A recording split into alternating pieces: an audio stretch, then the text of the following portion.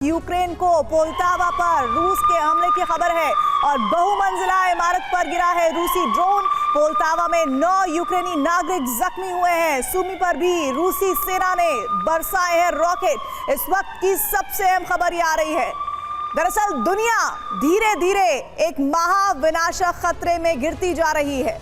इसके लिए परमाणु हथियारों की सनक जिम्मेदार है। सिप्री यानी Stockholm international peace research institute ने इसका अंदेशा जताया है। हालात ऐसे होते जा रहे हैं, दुनिया के 78 देश रूस के खिलाफ हो चुके हैं। खास तौर से यूक्रेन युद्ध को लेकर रूस पर युद्ध विराम का दबाव बनाया जा रहा है, लेकिन इसका उल्टा असर भी हो सकता है। रूस पलटवार में सुपर पावर अमेरिका और उसके मित्र देशों पर परमाणु हमला कर सकता है, क्योंकि पुतिन कई बार एटमी हमले की धमकी दे चुके हैं और इसके लिए रूस ने तैयारी भी की है। इस एक्सक्लूसिव रिपोर्ट में जानिए आखिर क्यों दुनिया में परमाणु युद्ध का खतरा मंडराने लगा है, जिसमें रूस और अमेरिका कोल्ड वॉर के बाद फिर आमने सामने आ गए हैं।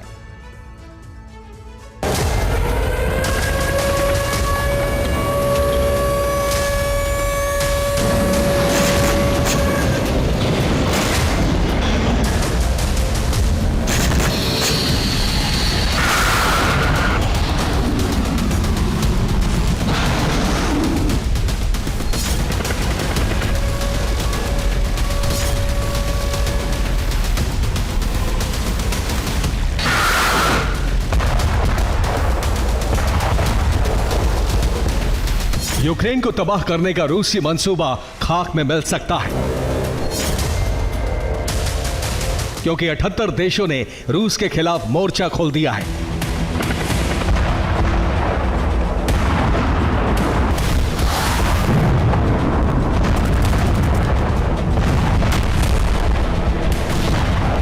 स्विट्जरलैंड में जब ग्लोबल पीस समिट में 101 देश शामिल हुए तो सर्द हवा में परमाणु युद्ध की गर्मी देखने लगी।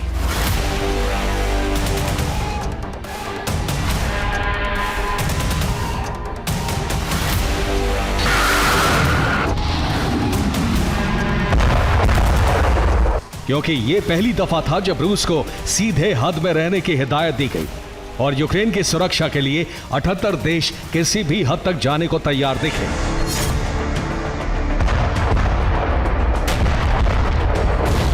फिर चाहे दुनिया में परमाणु संग्राम का आगाज ही क्यों ना हो जाए।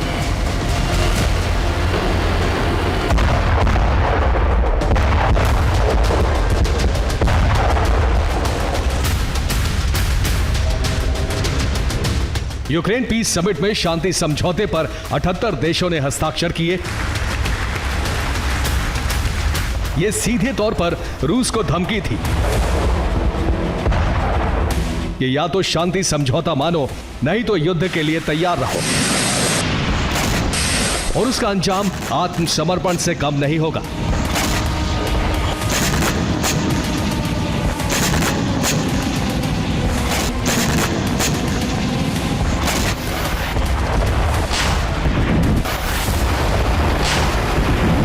हालांकि 23 देश ऐसे भी थे जिन्होंने शांति समझौते से इनकार कर दिया, यानी हो सकता है उनके दिल में रूस के लिए हमदर्दी हो।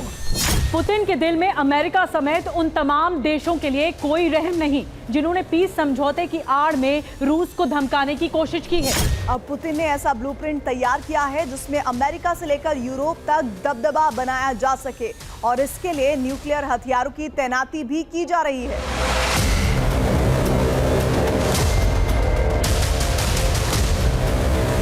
हालांकि पुतिन को अंदाजा था कि G7 मीटिंग और पीस समिट में जरूर कुछ ऐसा होने जा रहा है जिससे तनाव बढ़ेगा।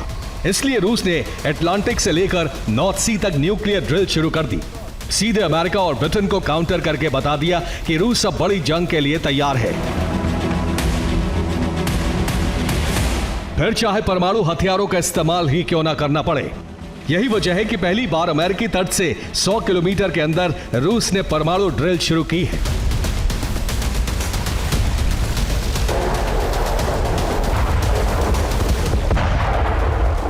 रूस ने 4 वॉरशिप लगाए हैं और अब हवाना के जरिए कजान सबमरीन भी पहुंच गई है, जो जिरकॉन हाइपरसोनिक मिसाइल से हमला कर सकती है। इसके काउंटर में अमेरिका ने अपनी हेलिना सबमरीन क्यूबा के पास लगा दी है, जो एटमी अटैक कर सकती है।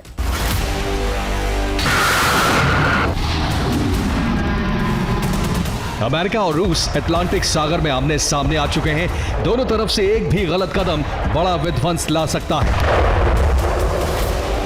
वैसे भी सिप्री की रिपोर्ट से जानकारी मिली है कि पूरी धरती पर परमाणु खतरा मंडरा रहा है। दुनिया भर में 9,585 परमाणु वॉरहेड अलर्ट पर हैं, जिसमें सबसे ज्यादा पुतिन और उनके गठबंधन में शामिल देशों ने परमाणु हथियारों की तैनाती की है, जिसमें चीन और नॉर्थ कोरिया ने तेजी से परमाणु हथियार बनाए। 3 मोर्चों पर रूस ने न्यूक्लियर सबमरीन के जरिए पश्चिमी देशों को चैलेंज कर दिया है। पहली सबमरीन, जिसका नाम कजान है, उसे फ्लोरिडा से 160 किलोमीटर दूर क्यूबा के पास तैनात किया गया है। इसके अलावा रूस क्यूबा के पास अटलांटिक महासागर में न्यूक्लियर ड्रिल भी कर रहा है। Kazan submarine Zircon hypersonic missile से एटमी हमला करने में सक्षम है। इसके अलावा रूस ने नॉर्थ सी में ब्रिटेन के एकदम पास कजान सबमरीन लगा दी है, जिसके टारगेट पर ब्रिटेन का फास्टलैंड न्यूक्लियर बेस है, जो कजान सबमरीन से महज 112 किलोमीटर दूर है। साथ ही रूस ने फ्रांस के टाउलोन न्यूक्लियर बेस को टारगेट करते हुए आर्खांगेल्स्क सबमरीन की तैनाती भूमध्य सागर में की है, जिसकी टाउलोन बेस से दूरी 235 किलोमीटर है, जबकि रूसी सबमरीन कजान और आर्खांगेल्स्क की रेंज 600 से 1000 किलोमीटर के बीच है।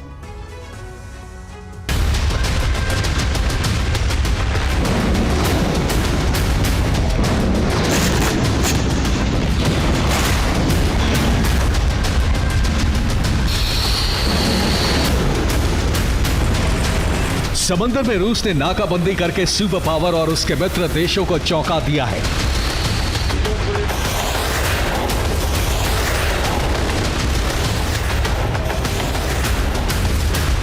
क्योंकि उन्हें इसका अंदाजा बिल्कुल नहीं था कि रूस इतनी बड़ी हिमाकत कर सकता है।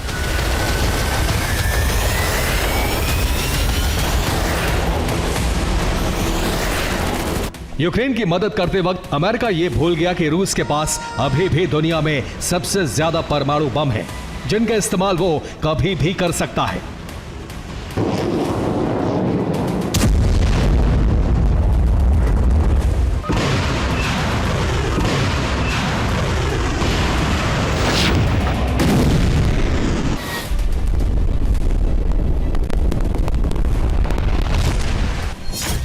हालांकि पिछले 2 साल में चीन और नॉर्थ कोरिया 2 ऐसे देश हैं जिन्होंने बेहद तेजी से परमाणु कार्यक्रम पर काम किया। चीन ने पिछले 2 साल में 90 परमाणु हथियार बनाए। इस साल जनवरी तक उसके पास 500 परमाणु हथियार हो गए, जबकि नॉर्थ कोरिया इस साल अगस्त में परमाणु टेस्ट कर सकता है, जिसमें रूस उसकी मदद कर रहा है। न्यूक्लियर वॉर के बढ़ते हुए खतरे को देखते हुए नेटो ने अपने सदस्यों को परमाणु हथियारों को स्टैंड बाय मोड पर रखने का फरमान जारी कर दिया है। यानी यूरोप में पैनिक बटन दब चुका है, कभी भी जलजला आ सकता है। इस बीच यूक्रेन की तरफ से जल्द ही बातचीत करने की कोशिश शुरू हो सकती है। यूक्रेन के पूर्व विदेश मंत्री दिमित्री कुलेबा ने कहा है कि कीव मॉस्को से बातचीत करके इस विवाद को सुलझा सकता है, लेकिन इसकी आवाज दोनों तरफ से आनी चाहिए। बातचीत के टेबल पर रूस की सहमति जरूरी है। कुलेबा के प्रस्ताव को नेटो चीफ स्टॉल्टनबर्ग ने आगे बढ़ा दिया है, लेकिन रूस को अब भरोसा नहीं है, क्योंकि एक तरफ नेटो यूक्रेन को हथियार भेज रहा है, दूसरी तरफ सुलह की कोशिश का दिखावा कर रहा है। इसी वजह से रूस ने अमेरिका, फ्रांस और ब्रिटेन के पास सबमरीन लगाकर अपने इरादे जता दिए हैं। इस बीच यह भी समझना जरूरी है कि रूस ने इन देशों को सबसे पहले टारगेट क्यों किया है। अमेरिका को टारगेट करने की वजह है, इस सारे खेल का मास्टरमाइंड अमेरिका है, जो लगातार यूक्रेन को सैन्य मदद भेज रहा है। जबकि ब्रिटेन को टारगेट करने की वजह है कि ब्रिटेन ने क्रीमिया पर हमले का ब्लूप्रिंट बनाकर यूक्रेन को दिया, साथ ही स्टॉर्म शैडो मिसाइल देकर यूक्रेन के युद्ध में वापसी कराई। इसके अलावा फ्रांस को टारगेट करने की वजह है कि फ्रांस ने सबसे पहले अपने सैनिक यूक्रेन भेजे और रूस से सीधे युद्ध की हुंकार भरी। इसलिए रूस इन देशों को सबक सिखाना चाहता है, लेकिन पुतिन की जिद एक बड़े संकट का इशारा कर रही है, क्योंकि कजान और गोर्शकोव के जरिए परमाणु ड्रिल करने से अमेरिका का अर्ली वार्निंग सिस्टम एक्टिव हो सकता है। रूस की ताबड़तोड़ मिसाइल ड्रिल से अमेरिका का वार्निंग सिस्टम पैनिक सिग्नल दे सकता है, जिससे अमेरिका का न्यूक्लियर ट्रायड एक्टिवेट हो सकता है। जिससे रूसी युद्धपोत पर हमले का अंदेशा है। ऐसा हुआ तो परमाणु युद्ध शुरू होने से कोई नहीं रोक सकता। Bureau report, TV9 Bharatvarsh. बड़ी खबर आ रही है, रूस के टैंक पर यूक्रेन का ड्रोन प्रहार जारी है। अब तक 1000 टैंक को नष्ट कर चुका है यूक्रेन। डोनेस्क में यूक्रेनी फौज का लगातार हमला है और यूक्रेन के ड्रोन थर्मल विजन डिवाइस से लैस हैं।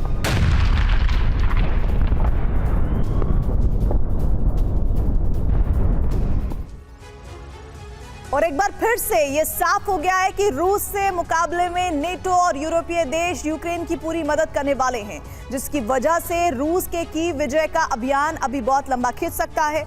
यूक्रेन को मिल रही सहानुभूति और भरोसे के बीच क्रेमलिन से बहुत बड़ी धमकी आई है। रिपोर्ट के मुताबिक अब यूक्रेन पर बारूदी हमले की जगह पानी से प्रहार की तैयारी हो रही है। क्रेमलिन में सुनामी लाने का ब्लूप्रिंट तैयार हो चुका है, जिसके तहत कीव डैम को उड़ाकर यूक्रेन की राजधानी को डुबाने और लाचार बनाने का प्लान तैयार हो गया है।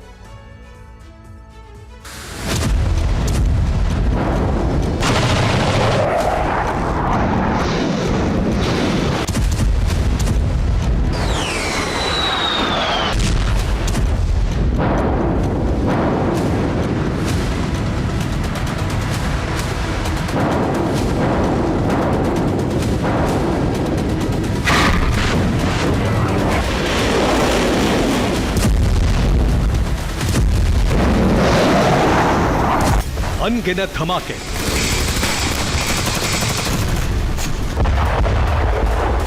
बेहिसाब तबाही और यूक्रेन में हर बीतते वक्त के साथ बर्बादी की कहानी में जुड़ता नया अध्याय।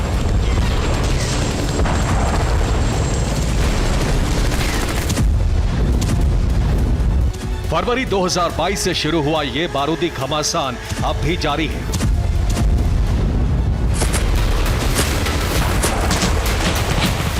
रूस का मिशन यूक्रेन अभी भी अधूरा है।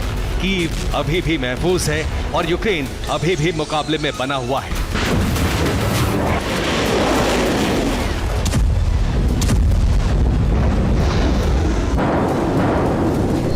पहले G7 सम्मेलन और फिर यूक्रेन पीस समिट में यूक्रेन को जो सहानुभूति हासिल हुई, यूरोप से एंटी रूस अभियान का जो ट्रेलर दिखा है, उससे रूस में बेचैनी बढ़ गई है।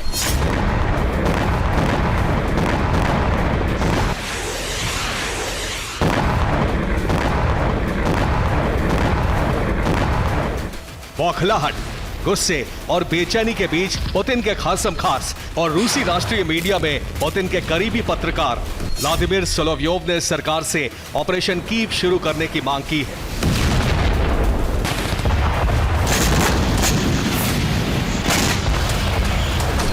मांग उसी मिशन को पूरा करने की है जिसे चंद दिनों में खत्म करने के लिए रूसी फौज कीव के करीब तक पहुंच गई थी। –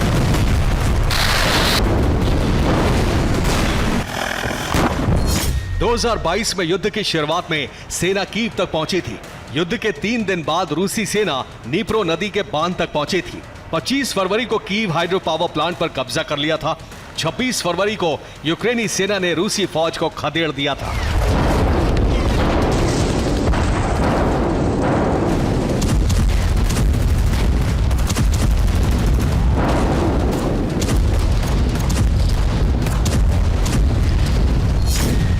छब्बीस फरवरी को कीव के मुहाने पर बने बांध पर जबरदस्त युद्ध हुआ था, क्योंकि यहीं से कीव और यूक्रेन के कई शहरों को बिजली की सप्लाई होती है।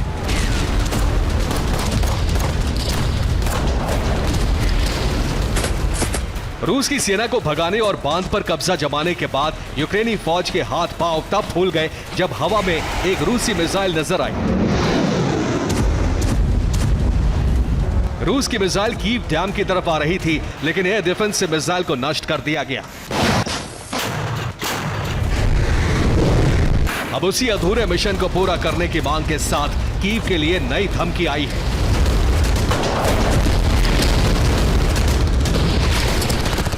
यह तस्वीर रूसी पत्रकार और पुतिन के करीबी व्लादिमीर सोलोव्योव की है। इन्होंने सरकार को सलाह दी है कि कीव के डैम को मिसाइल से उड़ा दिया जाए।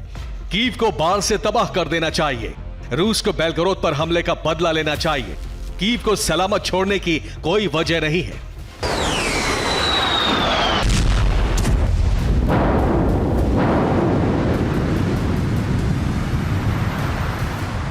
सिर्फ एक मिसाइल प्रहार और एक बांध के विध्वंस से यूक्रेन कैसे लाचार हो सकता है, इससे समझिए। रूस के सबसे बड़ा दुश्मन यूक्रेन, यही नीप्रो नदी के किनारे है देश की राजधानी कीव। यूक्रेन का प्रेसिडेंट पैलेस, सेना का मुख्यालय, तमाम बड़े दफ्तर यही हैं। यूक्रेन के इस चमचमाती राजधानी में 30 लाख लोग रहते हैं। यूक्रेन की राजधानी कीव नीप्रो नदी के पश्चिमी तट पर है। कीव के उत्तरी छोर पर है नीप्रो नदी पर बना बांध। यही के हाइड्रो पावर प्लांट से कीव समेत पूरे इलाके में बिजली की सप्लाई होती है। यही डैम से पानी को जमा किया जाता है, जिसे कीव रिजर्वॉयर के नाम से जाना जाता है। अगर इस डैम को तोड़ दिया गया तो डैम से रिजर्वॉयर का पानी कुछ इस तरह से बाहर आएगा और कीव समेत कई इलाकों में सैलाब आ जाएगा।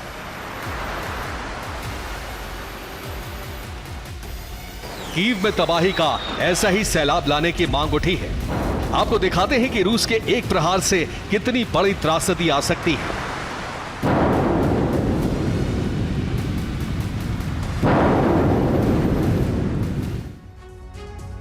कीव नीप्रो नदी के किनारे बसा है। अब नीप्रो के दोनों तरफ कीव का विस्तार हो चुका है। यही कीव डैम है और इसी डैम के जरिए कीव रिजर्व वायर में पानी जमा कर सकता है। और कीव डैम पर हाइड्रो पावर स्टेशन है जिसमें कीव को बिजली की सप्लाई होती है। और इसके अलावा यहां से खेतों की सिंचाई के लिए पानी लिया जाता है और फैक्ट्रियों के अवशेषों को भी इसी नदी में बहाया जाता है। कीव रिजर्व वायर की लंबाई करीब 100 किलोमीटर है और इसकी चौड़ाई 12 किलोमीटर है और इस रिजर्व वायर की गहराई 26 फीट है, जिसकी वजह से यहाँ भरपूर मात्रा में पानी जमा रहता है। अगर मिसाइल से कीव के डैम को नष्ट कर दिया जाता है तो कीव का डूबना तय है। यहाँ इतना पानी जमा है कि कई और यूक्रेनी शहर डूब जाएंगे। बांध टूटने से हाइड्रो पावर स्टेशन भी नष्ट हो जाएगा और बिजली की सप्लाई भी बंद हो जाएगी। लेकिन सैलाब के साथ एक और बड़ा खतरा आ सकता है। वो ये 1986 में चेर्नोबिल हादसे के बाद इस रिजर्व वायर के तल में काफी न्यूक्लियर कचरा जमा होने का अंदेशा है। माना जाता है कि कीव रिजर्व वायर के तहत रेडियो न्यूक्लाइड है। अगर सैलाब आया तो बहुत बड़े इलाके में रेडिएशन फैल सकता है।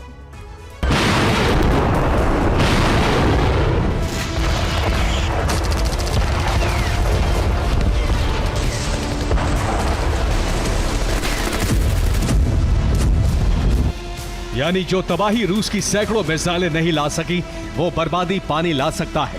क्रेमलिन के जल तांडव की आशंका की वजह से ही कीव डैम के पास पैट्रियट एयर डिफेंस की तैनाती है, जो रूस की घातक मिसाइलों को भी गिरा सकती है।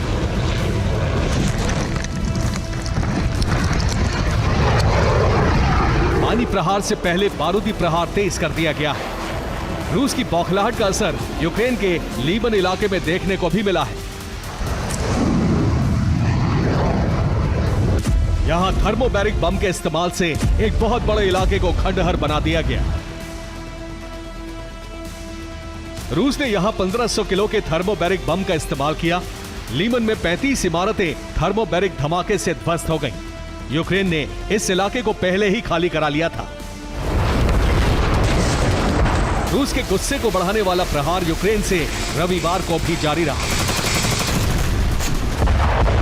यूक्रेन ने रविवार को रूस के कई शहरों को फिर निशाना बनाया। रूस के केमेरोवो इलाके में यह धमाका बिजली सबस्टेशन पर हुआ।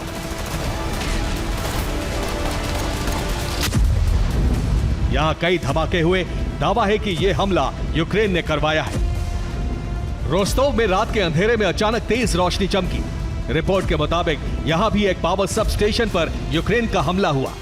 यूक्रेन ड्रोन से रूसी शहरों को टारगेट करने के साथ रूसी फौज को भी निशाना बना रहा है।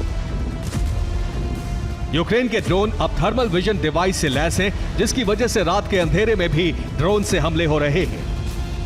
डोनेस्क में रूस के सैनिकों पर रात के अंधेरे में हमला हुआ और कई सैनिक जख्मी हो गए। दिन के उजाले में भी यूक्रेनी ड्रोन रूस के टैंकों का संहार कर रहे हैं। यूक्रेन के पास इतना बड़ा ड्रोन भंडार है कि एक एक सैनिक के लिए बुलेट की तरह ड्रोन का इस्तेमाल हो रहा है। Bureau report, TV9 Bharatvarsh. क्या गाजा के बाद लेबनान में भी रक्तपात होने वाला है? क्या IDF के अटैक प्लान से अरब सुलगने वाला है? आखिर ये आशंका क्यों जताई जा रही है? तो इसके पीछे की वजह है नेतन्याहू का वो आखिरी लक्ष्य जो अगर पूरा हुआ तो सिर्फ गाजा फिलिस्तीन की ही नहीं बल्कि कई खाड़ी के देशों की बलि चढ़ जाएगी, कईयों का वजूद मिट जाएगा। और जानते हैं नेतन्याहू का प्लान क्या है? ग्रेटर इजराइल को फिर से वजूद में लाना, ग्रेटर इजराइल के साम्राज्य का विस्तार करना। अब सवाल यह है कि गाजा जंग के बीच ग्रेटर इजराइल का जिक्र क्यों होने लगा और अगर ऐसा हुआ तो इसका अंजाम क्या होगा?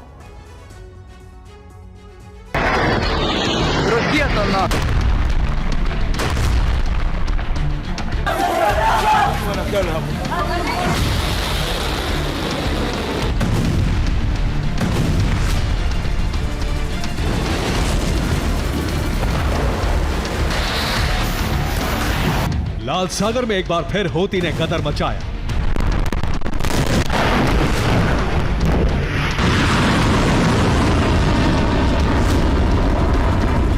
उत्तरी इजराइल में हिजबुल्लाह का विध्वंसक मिसाइल ट्रेलर नजर आया।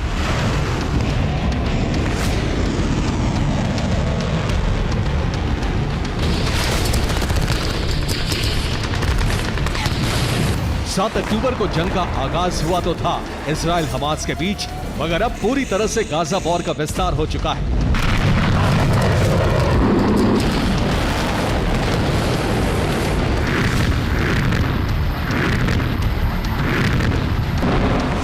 और इस बार इजराइल अमेरिका के लिए चुनौती बने हैं ईरान समर्थित संगठन हूती और हिजबुल्लाह।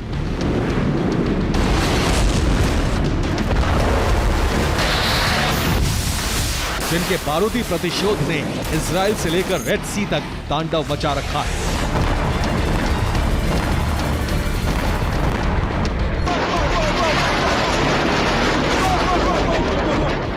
आखिर कैसे, ये भी जान लीजिए।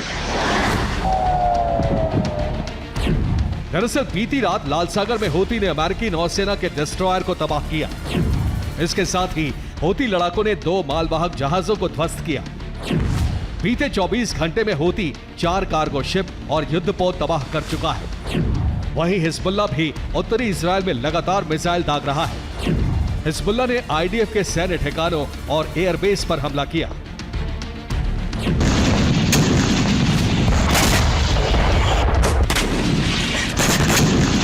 कुछ रिपोर्ट्स में दावा किया जा रहा है कि अरब से अमेरिका के पांव उखाड़ने के लिए मिडिल ईस्ट में इजराइल का दबदबा कम करने के लिए ईरान ने अपने तमाम प्रॉक्सी संगठनों को फ्री हैंड दे दिया है। और शायद यही वजह है कि अरब में मौजूद ईरान के सभी प्रॉक्सी संगठन हर फ्रंट पर तबाही मचा रहे हैं, बारूदी प्रहार से जल थल नभ को थर्रा रहे हैं।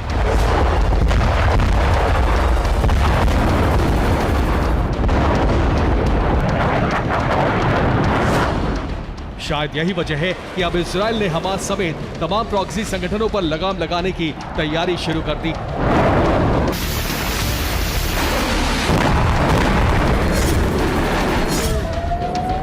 और दावा किया जा रहा है कि जिस तरह नेतन्याहू ब्रिगेड ने गाजा को तबाह किया, ठीक वैसा ही बारूदी भूचाल लेबनान में आएगा।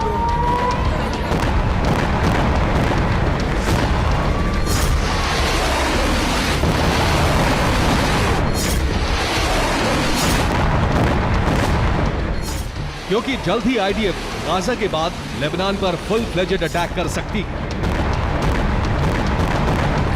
वो भी बेहद विध्वंसक और विनाशक अंदाज में।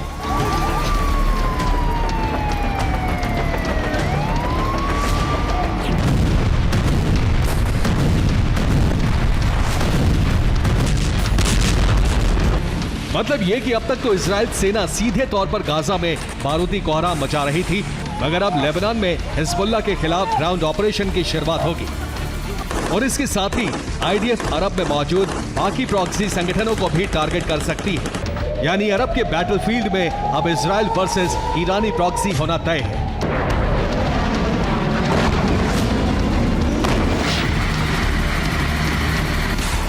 मगर इसी बीच गाजा युद्ध से एक हैरान कर देने वाली तस्वीर सामने आई है, जिसमें आईडीएफ के बाजू पर लगा बैज दिखाई दे रहा है। जानते हैं इस बैज में क्या खास है? दरअसल आईडीएफ के कमांडो के बाजू पर जो बैज चस्पा किया गया है, उस पर मौजूदा इजराइल का नहीं बल्कि ग्रेटर इजराइल का नक्शा छपा हुआ है। ऐसे में सवाल खड़ा होता है, क्या नेतन्याहू का मकसद फिर से दुनिया के नक्शे पर ग्रेटर इजराइल बनाना है? क्या इजरायली सेना पुख्ता प्लानिंग के साथ अरब के देशों और वहां मौजूद प्रॉक्सी संगठनों से जंग लड़ रही है? आखिर क्यों आईडीएफ के जवानों ने अपने बाजू पर ग्रेटर इजराइल का नक्शा लगाया? ये जानने के लिए आप पहले ग्रेटर इजराइल की थ्योरी और नक्शे को समझिए। बैटल ऑफ गाजा में अचानक ही ग्रेटर इजराइल का जिक्र क्यों आया? आखिर इजरायली प्रेसिडेंट नेतन्याहू का ग्रेटर इजराइल प्लान है क्या? क्यों इसके आगाज के साथ ही पूरा अरब वर्ल्ड सुलगने लगेगा? तो आपको आइए बता देते हैं कि फिलहाल दुनिया के नक्शे पर इजराइल का वजूद करीब 21,145 स्क्वायर किलोमीटर में फैला है, जो कि भूमध्य सागर के पूर्वी छोर पर मौजूद है। मगर जब बात ग्रेटर इजराइल की होती है तो उसमें फिलिस्तीन, लेबनान, जॉर्डन और सीरिया का पूरा इलाका आ जाता है और मिस्र, सऊदी अरब, साथ ही इराक के अलावा तुर्की का भी बहुत बड़ा हिस्सा इसमें शामिल हो जाता है। दरअसल दशकों पुराने ग्रेटर इजराइल साम्राज्य की जो बात की जा रही है, असल में उसकी शुरुआत मिस्र की नील नदी से लेकर इजराइल की यूफ्रेट्स नदी तक थी। जानते हैं, मिस्र से लेकर इराक तक के इस इलाके में लाल सागर, सऊदी अरब का उत्तरी इलाका और आधे से ज्यादा इराक का हिस्सा आता था।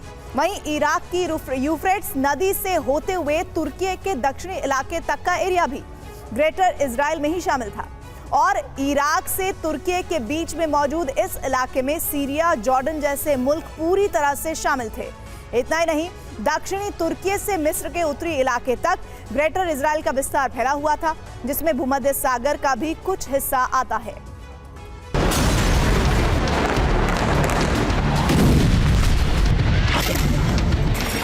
यकीन मानिए, अगर नेतन्याहू ग्रेटर इजराइल को साकार करने में कामयाब होते हैं तो इतिहास के पन्नों में उनका नाम तो दर्ज होगा ही, मगर इजराइल के इस कदम से पूरे मुस्लिम वर्ल्ड में आग लग जाएगी।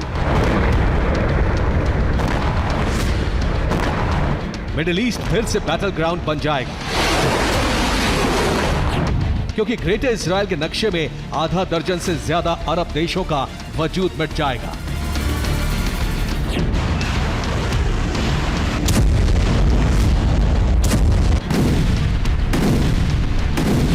शायद इसीलिए इजरायली सेना गाजा के बाद अब लेबनान पर हमले की तैयारी कर रही है, ताकि जंग की आंच बाकी मुल्कों तक भी पहुंचे और फिर इजराइल सबको परास्त करते हुए ग्रेटर इजराइल की परिकल्पना को फिर से साकार कर सके।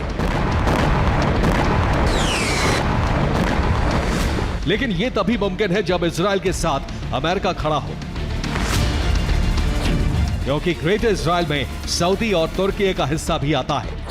एक तरफ सऊदी अरब से अमेरिका के काफी अच्छे संबंध हैं, तो वहीं तुर्की उत्तरी अटलांटिक संधि संगठन का सदस्य है। ऐसे में इजराइल के सऊदी और तुर्की से तनाव बढ़ सकता है। वहीं इराक और सीरिया में भी अमेरिका का दबदबा है। ऐसे में अगर नेतन्याहू ग्रेटर इजराइल की परिकल्पना को साकार करते हैं तो फिर अमेरिका के लिए टेंशन बढ़नी तय है। मुमकिन यह भी है कि इजराइल के इस कदम से अमेरिका के कई जिगरी अरब देश पाला भी बदल सकते हैं, यानी रूस और चीन के खेमे में जा सकते हैं। हालांकि रूस, चीन और ईरान जैसे मुल्क चाहते हैं कि नेतन्याहू ऐसी गलती करे ताकि मिडिल ईस्ट में फिर से वॉर का फ्रंट तैयार हो सके। Bureau report, TV9 Bharatvarsh.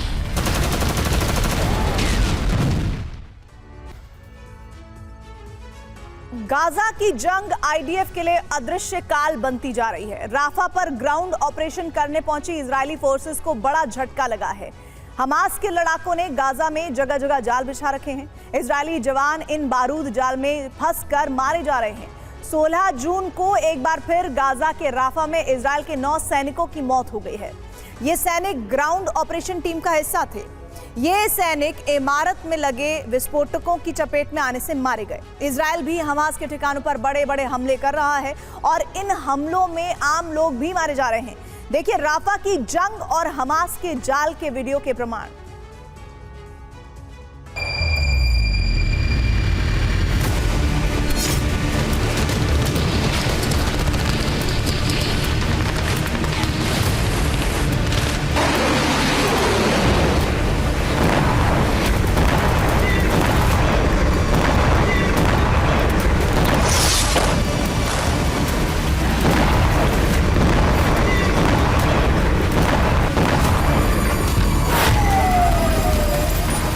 युद्ध में नुकसान एक तरफा नहीं होता। गाजा के हमलों में अगर आम नागरिक और हमास के लड़ाके मारे जा रहे हैं तो साथ ही साथ आईडीएफ के सैनिक और रिजर्व फोर्स के जवान भी मारे जा रहे हैं।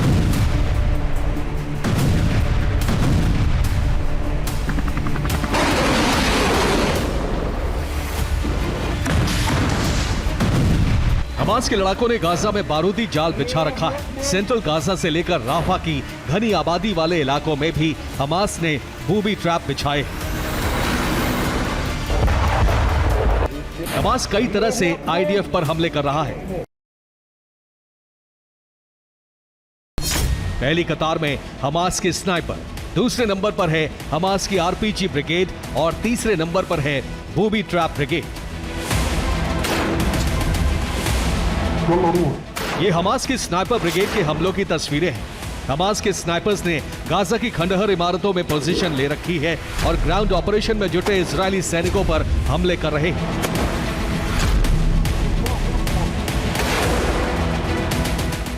अलग अलग इलाकों में छिपे स्नाइपर टीम के सदस्य इजरायली सैनिकों को निशाना बना रहे हैं। गाजा का ग्राउंड ऑपरेशन इजरायल को बहुत भारी पड़ रहा है क्योंकि हमास की आरपीजी ब्रिगेड लगातार इजरायली सैनिकों को निशाना बना रही है। ये तस्वीरें हमास की आरपीजी ब्रिगेड ने जारी की हैं। देखिए किस तरह आरपीजी शेल से इजरायली मोर्चों पर हमले किए जा रहे हैं। इस इमारत में इजरायल के सैनिक छिपे हैं और आरपीजी ब्रिगेड के लड़ाके इमारत की खिड़की से आरपीजी हमला कर देते हैं। इसी तरह आरपीजी ब्रिगेड के लड़ाके इजरायली वाहनों पर हमले कर रहे हैं। इमारतों की आड़ में छिपकर एक लड़ाका आरपीजी फायर करता है और इजरायल के सैन्य वाहन तबाह हो जाते हैं। इजरायली सेना को ग्राउंड ऑपरेशन के दौरान स्नाइपर और आरपीजी टीम बड़ा नुकसान पहुंचा रही है। लेकिन सबसे ज्यादा नुकसान पहुंचा रही है हमास की बूबी ट्रैप टीम। बीते 48 घंटे में इजरायल के 21 सैनिक मारे जा चुके हैं। 15 जून को इजरायल के 12 सैनिक मारे गए। हमास के बारूदी माइन ट्रैप में इजरायल का सैन्य वाहन फंसा और 12 सैनिकों की मौत हो गई। ये 15 जून को मारे गए इजरायली सैनिकों की तस्वीरें हैं। ये सैनिक इस आर्म्ड व्हीकल के अंदर मौजूद थे जिसे इजरायल ने 16 जून को गाजा से निकाला। इसके अगले ही दिन यानी 16 जून को भी इजरायल को बड़ी चोट लगी है। 16 जून को इजरायल के 9 सैनिक मारे गए। एक इमारत से स्नाइपर लगातार आईडीएफ पर गोली चला रहा था। स्नाइपर की तलाश में आईडीएफ के 15 सैनिक इमारत में घुसे। इमारत में पहले से विस्फोटक लगे थे। सैनिकों के घुसते ही इमारत में विस्फोट हुआ और 9 सैनिक मारे गए।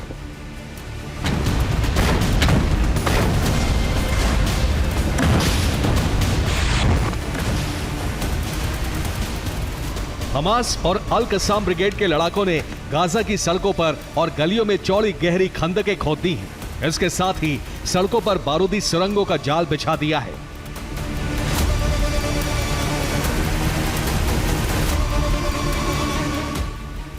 इन बारूदी सुरंगों के ऊपर पहुंचते ही इजरायली सैन्य वाहन नष्ट हो रहे हैं।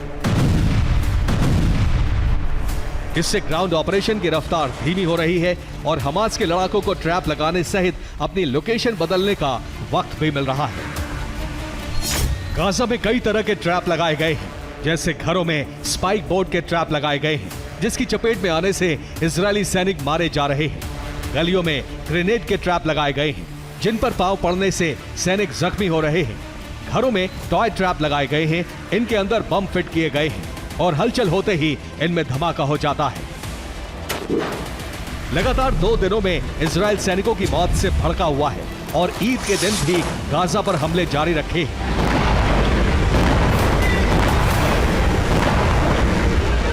16 जून की शाम को इजरायली वायुसेना ने गाजा के बुरेजी कैंप पर बमबारी की। इस बमबारी में 9 लोगों की मौत हो गई और मरने वालों में 5 बच्चे भी हैं।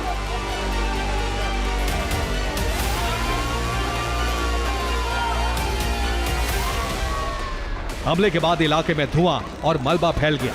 आसपास के लोग मलबे में दबे लोगों की तलाश करने लगे।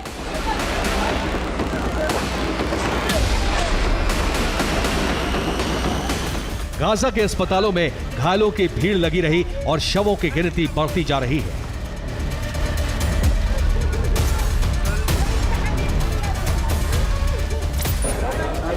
इजरायल ने गाजा में राहत सामग्री को सुरक्षित रास्ता देने के लिए सुबह 8 बजे से शाम 7 बजे तक फायरिंग रोकने का ऐलान किया है, लेकिन प्रधानमंत्री नेतन्याहू ने इसका विरोध किया है। नेतन्याहू की दलील है कि ये हमास को हमले की तैयारी का वक्त देने जैसा है, इसलिए गाजा पर जहां जरूरी हो वहां हमले जारी रखे जाएं।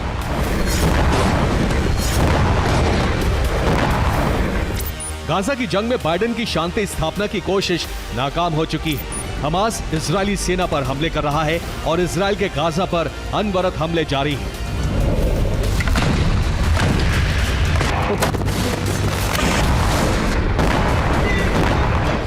Bureau report, TV9 Bharatvarsh.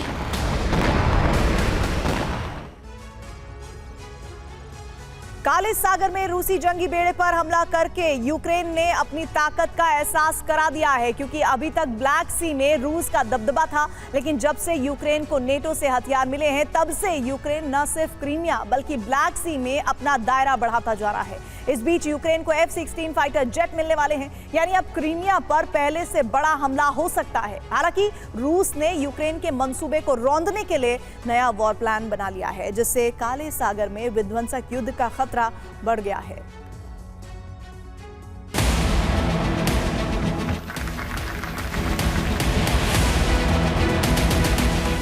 G7 और यूक्रेन पीस समिट के बाद से जेलेंस्की का जोश हाई है। अमेरिका से सैन्य मदद मिली, साथ ही 78 देशों का साथ मिला जो रूस के खिलाफ यूक्रेन की लगातार मदद करते रहेंगे।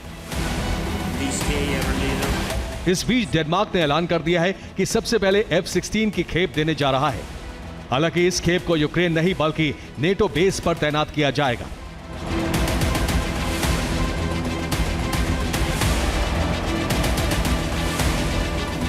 इस सूरत में अगर हमला होता है तो रूस भी जवाबी हमला कर सकता है।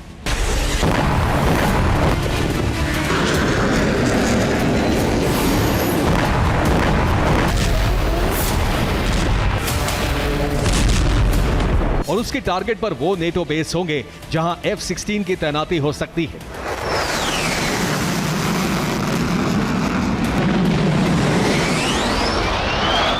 वो नेटो बेस कौन से हैं वो समझ लीजिए। Norway, Finland, Sweden, Poland, Romania, Estonia, Lithuania, Germany, Denmark, Italy, France, Britain और बेल्जियम।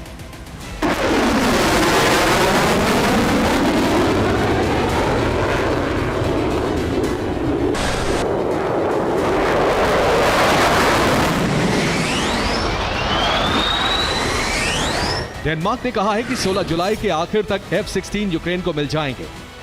इससे खुश जेलेंस्की की तरफ से बयान आया है। मैंने पीस समिट के दौरान मैटी फ्रेडरिक्सन को शुक्रिया कहा। डेनमार्क के इस महत्वपूर्ण सहयोग के लिए F-16 का मिलना पीस समिट के फॉर्मूले को आगे बढ़ाएगा। यूरोप में शांति की स्थापना में मदद मिलेगी।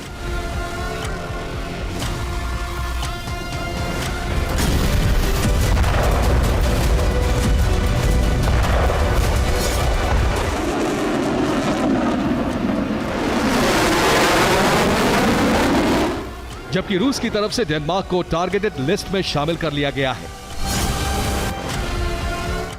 इससे यूरोप में तनाव बढ़ने का अंदेशा पैदा हो गया है। इस बीच यूक्रेन को एक नया ड्रोन मिला है जिससे वो काला सागर में रूस के जंगी बेड़े पर हमला कर सकता है।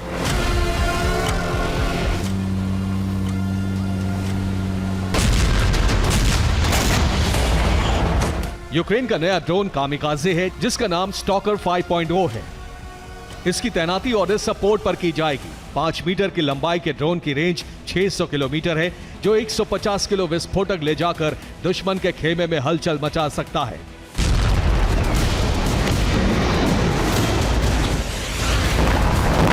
यानी ये ड्रोन सी बेबी ड्रोन की तरह ही रूस के लिए मुसीबत बन सकता है। लेकिन रूस ने समंदर और आसमान से हमले करने वाले ड्रोन को नष्ट करने के लिए एक प्लान तैयार किया है, जिसमें रूस ने इन्फेंट्री फाइटिंग व्हीकल PMP को कॉम्बैट बोट पर तैनात किया है, जो हवा और समंदर से आने वाले ड्रोन को तबाह करने में सक्षम है। एक दिन पहले ही रूस ने बीएमपी से यूक्रेन की 3 बोट को उड़ाकर इसका जलवा दिखा दिया। यानी रूस अब समंदर से लेकर आसमान तक यूक्रेन के हथियारों के खिलाफ रणनीति बना चुका है, फिर चाहे सामने सी बेबी ड्रोन हो या फिर F-16। Bureau report, TV9 Bharat.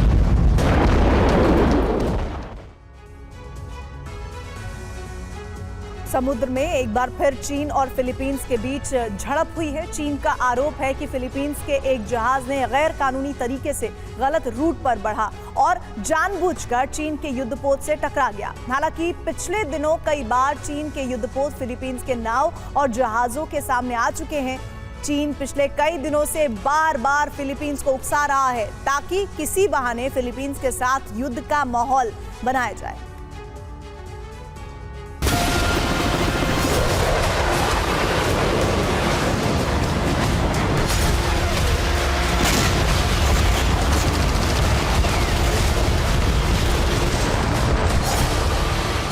चीन फिलीपींस के तनाव के बीच फिर समंदर में हुई टक्कर।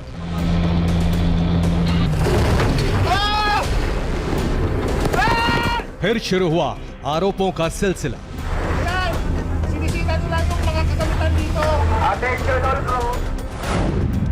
चीन के कोस्ट गार्ड का आरोप है कि फिलीपींस के एक मालवाहक जहाज ने जानबूझकर जल सीमा का उल्लंघन किया और फिर चीन के युद्धपोत में टक्कर भी मार दी।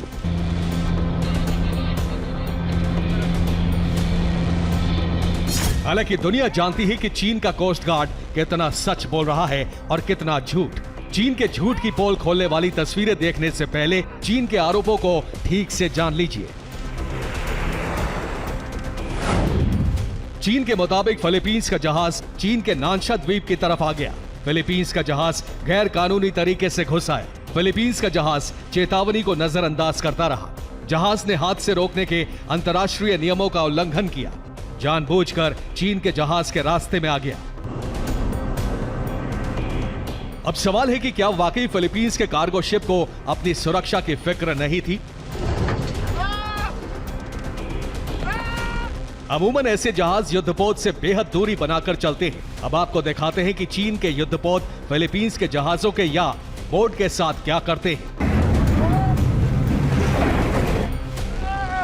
यह तस्वीर 29 अप्रैल 2024 की है। समुद्र के बीच चीन कैसे जानबूझकर फिलीपींस से झड़प करता है, ये उस दिन कैमरे में कैप्चर हुआ था।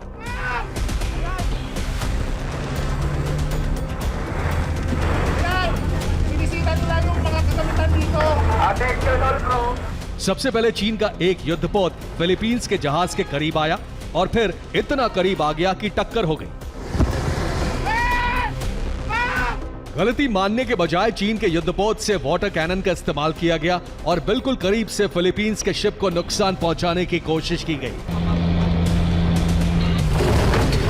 चीन की नेवी ने जो भी किया वो सब कुछ प्लान था, क्योंकि थोड़ी ही देर बाद यहां चीन का एक और युद्धपोत आ गया और फिर दोनों ने फिलीपींस के जहाज पर पानी की बौछार शुरू कर दी।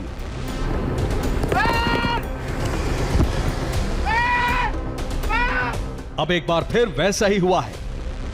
पिछले कई महीनों से चीन की नौसेना लगातार ऐसा ही कर रही है। फिलीपींस के जहाज चीन की सीमा में नहीं घुस रहे हैं, फिर भी गश्त के दौरान कई बार झड़प की जा रही है। चीन ने अपनी शक्ति प्रदर्शन का एक वीडियो भी जारी किया है। वीडियो में चीन ने अपनी पनडुब्बी की ताकत को दिखाया है। एक एक्सरसाइज के दौरान चीन की यूहाई क्लास की एम्फीबियस लैंडिंग शिप पर हमला हुआ।